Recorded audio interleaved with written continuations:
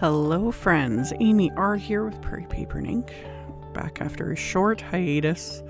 My voice is still not completely back to normal. I have been unbelievably sick for the last week. Anywho, was feeling creative. Got a card done, just taking me a while to get all the editing, all the fun things. So, I had purchased a bunch of the Studio Katia release from, was it last month? I don't even remember. I'll have links to everything, as always.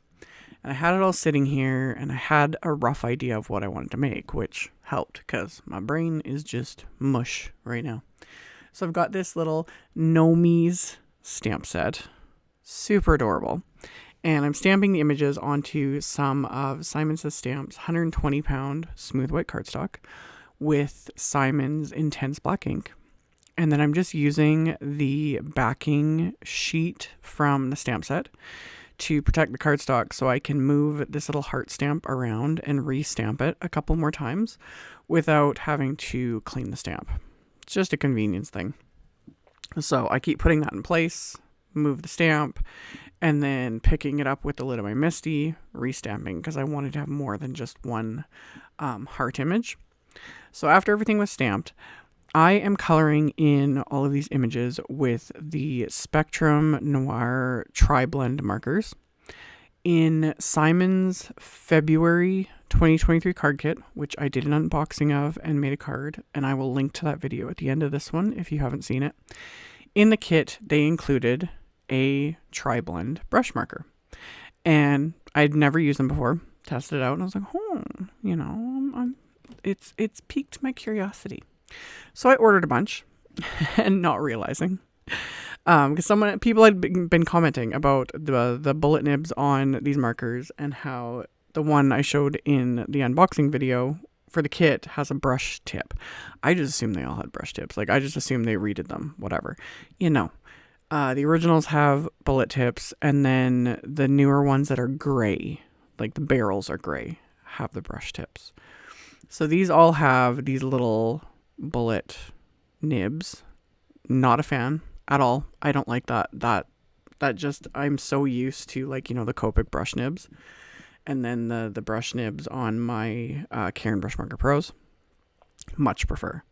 But I do like the concept of these having the 3 shades in one marker, and they do blend really nicely. It's just that feeling with coloring with something like this small little nib. I don't know. I will do more videos. This is literally pretty much a first impression. I'm not going to do anything in depth. I purposely chose these images because they're smaller, so I knew that I wouldn't get too frustrated coloring them. I think I would get really annoyed with a really large image with such a small nib on the markers, but it worked. And like I said, they blend really well.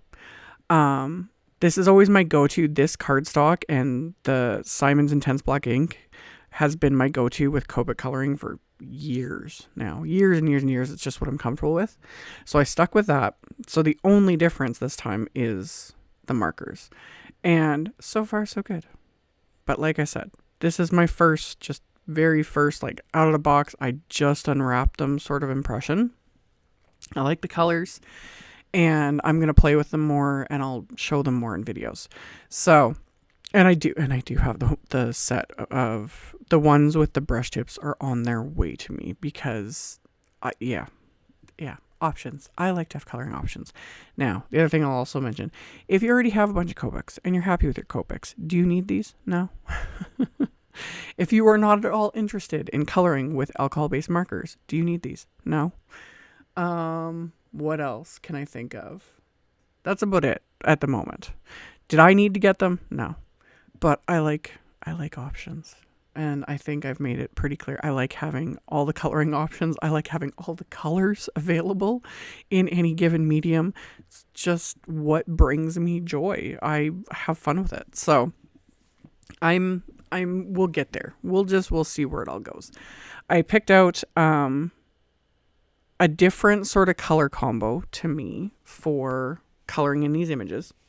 And I just stuck to the 3 colors per marker. So I'm not like mixing and matching or doing any of those kind of blends. I just kept it simple.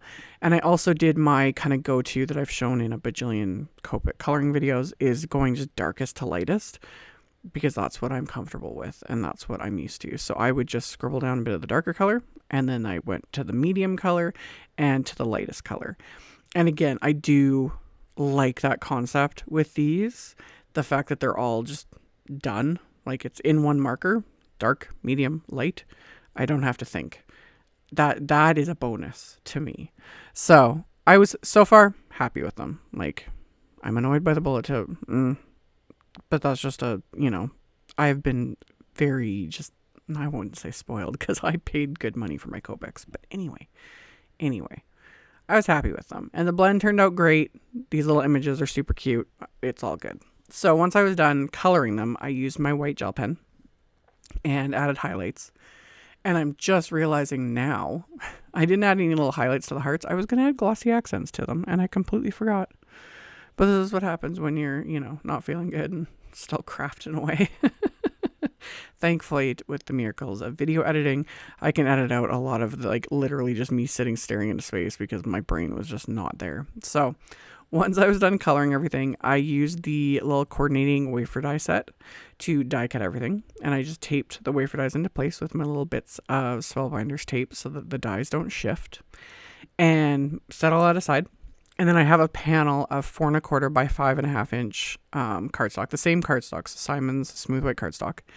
And I have my Brutus Monroe blending buddy, the stick and stamp mat with the blending buddy. And it has the little notches in it that'll hold a 6x6 stencil. I still added a bit of tape just as extra insurance to hold everything in place. And then I went through my distress inks, and I picked inks that went with the colors that I colored the images in. So I'm using regular distress inks, and I'm using saltwater taffy first, and then I'm going to go into some Salvage Patina, and then some Uncharted Mariner, and then some Dusty Concord. And I kind of kept everything per corner, basically. And I was very careful about blending that saltwater taffy into the 2 other colors, into the Uncharted Mariner and the Salvage Patina, because saltwater taffy, with it being that peachy kind of color, it can go very gray, muddy quite quickly. So it's just something to note when you're doing blends with colors that aren't meant to go together, if you know what I mean. So I did the first stencil. This is the stencil set also from Studio Katia, and I thought it was adorable. This is the Hearts Duo stencil. So I did the one stencil first, and then I stuck the second stencil on top, used the same colors in the same area, and just blended those onto there. You could leave it as is. But once I remove the stencil, I'm going to very lightly go over all those areas with the same colors. And again, lightly. I'm barely applying pressure to the cardstock. I just want to add some more color to the background, so it's not that harsh white in between everything. So I just kept, swirling my brush in the ink pad lightly. And with the darker colors, especially that Uncharted Mariner, I swiped it on my little scrap paper there that's in the lower corner, just so I'm not getting solid dark color. So did my light little bit of blending, and then of course I'm going to add splatter. So put that in my splat box, just left it on the stick and stamp mat. And I'm just using some white spray. This is some Avery L white spray. I don't think they even make this anymore. I stocked up on this stuff because I love it. And I've mentioned this in other videos. I jump around for what I use for white splatter. It just depends on my mood. But Distress Picket Fence white spray will do the same thing. So I'll link to that. But I sprayed my background with that. I just took the nozzle right out of the bottle, splattered it. I also splattered it on this craft tag that I'll get to in a second. And while everything's still wet, that's why I'm being a little careful here. I just bend the stick and stamp mat on itself to remove the background. And then I just take the whole thing to the sink and I just rinse it. And it takes the ink and the splatter off of it. And then I just set it to dry. And it's ready to go for the next project. So I'd set those things aside, let that splatter dry. And then I die cut scraps of white cardstock using the Studio Katia Modern Love word die. Yeah. Like I said, I ordered all this stuff. Like, I had to have it. There was something about the font of this die that I was like, oh, love. And, you know, layered little hearts and little gnomies and all these things. And I'm just like, this whole release was just made me happy. So I put one of the die cuts back into the cardstock I die cut it from, just to hold it in place. And then I blended that saltwater taffy ink over it, keeping it more concentrated at the bottom. Kind of ombre, but as the ink dries, it'll actually be even softer. So it's very subtle, but it makes everything matchy. So blended that onto the one layer, and then the other two are just going to back that to give it more dimension. So pop out all the little extra bits, and then I'm just going to adhere these together with craft tacky glue. So 2 layers of white cardstock die cuts, and then the one that I ink blended will go on top. So it gives it that nice, just that nice dimension that I can't not do for any of my cards. Like when it comes to a word die, it's like it must be die cut minimum 3 times. Anywho, after I die cut that, the splatter on the little tag was this tag is from another Simon kit that came out last year, and I loved them. I loved these tags. I've ordered like multiple packs of them to have on hand because I don't know. There's just something about like the craft color, the size of them. They're perfect for cards. They're perfect to use just as tags. I'll have a link to them as well because yeah, it's like a pack of tags is like $2 or something like that. So yeah, I just keep adding them to random orders and then forgetting that they're in my cart, and I now have like a little stack of these tags. So anywho, I inked up a sentiment from the Mini Love Greetings stamp set, and I only inked up part of it with VersaFine Claire Nocturne ink, stamped that onto the tag, and then while I had my MISTI out again, I put the card base into the MISTI, and the card base itself is a 4 1/4 by 5.5 inch top folding white note card, and I stamped one of the sentiments from that Gnomies stamp set because there's like some little punny stamps in there that I just thought was adorable. So I stamped that on the inside of the card. I added one of the gnomes and the hearts. If you wanted to do a really clean and simple card, what I did on the inside would be the perfect, you know, little clean and simple little note card. But that was just for the inside. And then I adhered the panel that I'd stenciled and splattered onto the outside of the card.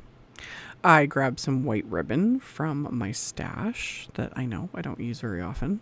I used to use ribbon all the time.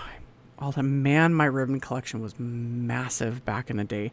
I did get rid of most of it years and years and years ago.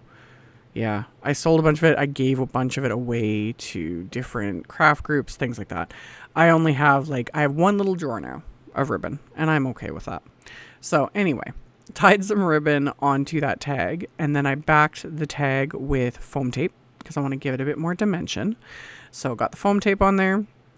And then I'm just using my die pick to remove the release paper from the foam tape. And then I can get that popped onto my little card front here. Once that's popped into place, I can start adhering my sentiment and my little gnomes. So I'm going to adhere all of that onto this tag with craft tacky glue. And it gives me that little bit of wiggle room, which is perfect because I end up moving one of these little gnomes, because once I get the sentiment adhered, I wanted to move that one little gnome down a little bit more so it looks more like it's, you know, standing on top of the sentiment. And then adhered little hearts that, like I said, I forgot to add glossy accents. I still might do that after the fact because why not? And then as a final little bit of embellishment, I've got some Studio Katia clear gems here. When I adhere them, they look cloudy because the adhesive's going to dry clear. So then these will be perfectly clear, which you'll see at the end of the video as well as in the photos. And once that glue is dried, this card is complete. So like I mentioned, I will have a link below the video to my blog post. I'll have a supply list. I'll link to all the supplies I used. I'll link to that card kit unboxing video where I used that other Spectrum Noir marker. And then stay tuned because I'll have more videos coming using them, mixed in with everything else, as always. Thank you guys so much for taking the time to watch my videos, for thumbs upping and commenting. It legit helps a ton. Subscribe if you haven't. I'd appreciate it. And I will see you all very soon in the next video. Bye.